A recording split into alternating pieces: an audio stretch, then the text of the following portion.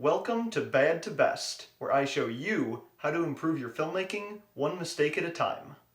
I've been making movies for years, but for a lot of that time I didn't have any real training, so I made a lot of mistakes. Hopefully, by showing you some of those mistakes in old movies that I've made, you'll be able to avoid making the same ones yourself. Today, we'll be continuing where we left off last time in No Pasarán, with the Lincolns about to begin their first counterattack. This battle scene was actually the first of the battle scenes that we filmed, and I think that it is the most cohesive of any of them. Let's watch through it first, and then I'll go back and point out some of the positives and negatives. 15 Brigada! Ataque!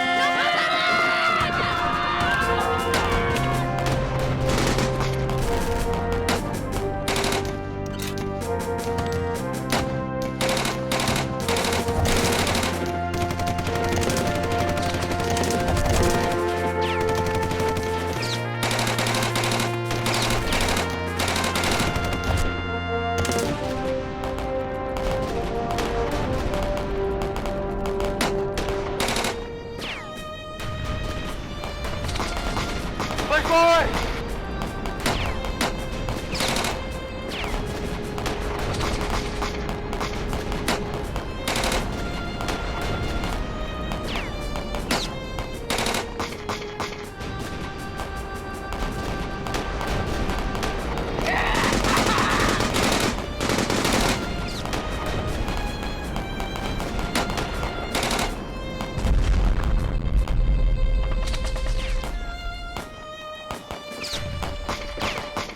Let's go! Look at him ride! We did it. Yes, sir. First off, there are some screen direction issues where the 180-degree rule is broken. However, the fact that everyone is moving uphill the entire time does help prevent this from being as big of an issue. One thing that works well in this scene is the way that the camera follows one character, then switches to another. Like this.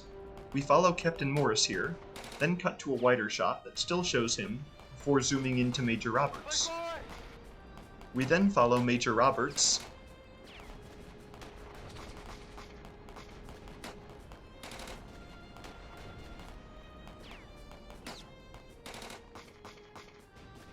before switching to Mickey here.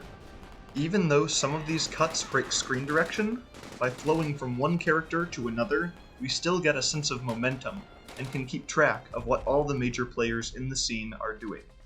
A bigger problem with this scene than screen direction is the shaky camera work.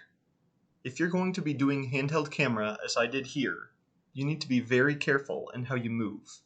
Camera shake can make a scene nearly impossible to watch without feeling nauseous. This is especially true on close-ups.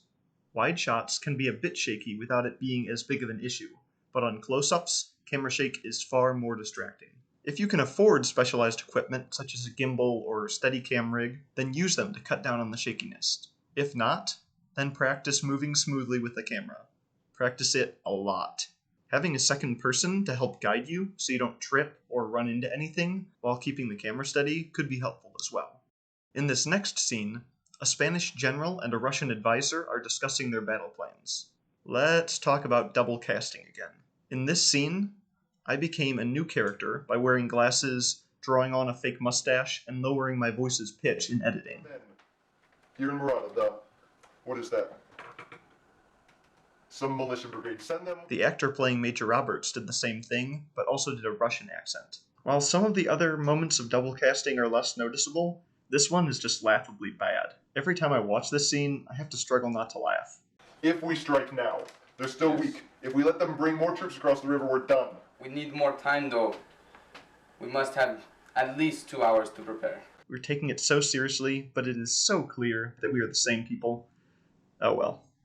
Anyway, remember what I said in the previous video. Don't double cast your actors. And don't artificially lower someone's voice in editing and expect it to sound natural. Trust me, it will not. The offensive is going well. Now we rejoin the Lincolns on the front lines. A messenger appears with orders from Major Roberts. Messenger from Murata, sir. Back out on the road. Needs to see you. Alright, thank you, Captain. Yes, sir. Let's talk about height differences. If, as in this case, one of your actors is much taller than the other, and it isn't important to the plot that they be so, use something to make them closer in height. A wooden box or crate does wonders if you don't need to see the actor's feet. Have the shorter actor stand on it, and voila! They no longer look like a midget. And then losing that hill. You're calling it Suicide Hill, I believe.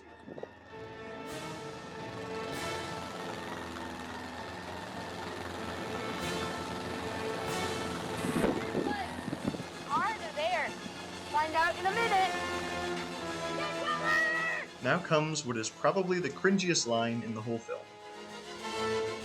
Los Condres! It's delivered in Spanish, even though the rest of the film is in English, refers to the Nazi volunteer Condor Legion that served in Spain, without any explanation of this fact, and is shot and delivered in the most melodramatic way possible. Don't have your actors deliver lines in a language they don't know, unless you work with them first to make sure they can speak the words correctly. Don't make references to things that almost no one in the audience will understand, without explaining what you are referring to. And don't stoop to melodrama if you're trying to keep your film somber and serious. All it will do is make the scene unintentionally funny. And now comes the special effects shot.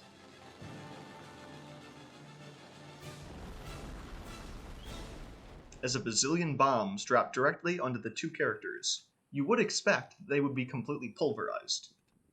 Major Roberts! Are they? Nope, they're still right there. There's barely even any blood. Just a little bit smeared on Major Roberts' shirt and face. Those have to have been the least effective bombs in the history of warfare. Now, if you're going to do special effects explosions, make them look convincing. One of the ways you can do that is to make the aftermath look convincing too. What I did here is exactly what not to do. What are we doing? Get him to field hospital in Murata as quickly as you can. Yes, Hurry! Go! Come on. So remember, keep a sense of momentum and direction in your battle scenes, so the viewer doesn't get confused as to what is going on. Eliminate shaky camera footage as much as possible to keep the audience from getting motion sick. Don't double cast your actors and give them fake mustaches to disguise it. Get rid of massive height differences between actors unless they are plot relevant. And keep your special effects convincing in their execution and aftermath. Do that, and you'll go from bad to best in no time.